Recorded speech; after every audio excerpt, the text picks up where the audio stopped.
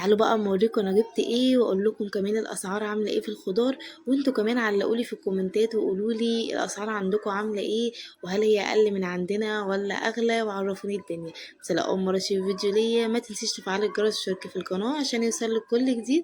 ويلا نقول بسم الله. اول حاجه كانت معانا الخيار، شفتوه الخيار كان عامل 20 جنيه، هو لما بينزل بيبقى 15 بس هو بقاله فتره على 20. بعد كده بقى جبت المنظفات دي كان عاملين 20 جنيه. جبت كمان البصل كان الكيلو عامل 12 ونص، فهي جبت 2 كيلو. قولي عندكم عامل سعره ايه، نفس النظام كده ولا لا، ب12 ونص برضه ولا لا.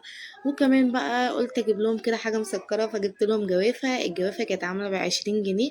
الراجل ده كمان ساعات بيبيع ب15 بس هو كان حاطط شروة جديدة، فبصراحة كانت حلوة قوي.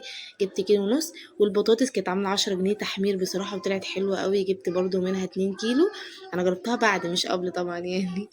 وكمان جبت الطماطم غالية قوي يا جماعة اليومين دول، وهو ده الموسم بتاعها. اول ما بتغلى كده بيبقى طبعا دخلة الشتاء معروفة، فالطماطم دلوقتي عاملة 20 و25. انا لقيت الراجل بيبيعه ب15 حلوة قوي، بس هو يعني هو اللي بيعبيها بنفسه مش انتي، فجبت منه 2 كيلو. لقيتها كلها كويسة. جبت كمان بطاطا برضو الموسم بتاعها، كيلو عامل 10 جنيه. كانت رفيعة كده وحلوة، فجبت منها برضو 2 كيلو. وجبت بقى شوية ليمون وشوية فلفل. الليمون كان عامل الكيلو 20 جنيه، والفلفل برضو 20 جنيه. فجبت نص من ده ونص من ده، كده كفاية قوي. جبت بقى الفراخ، جبت وراك.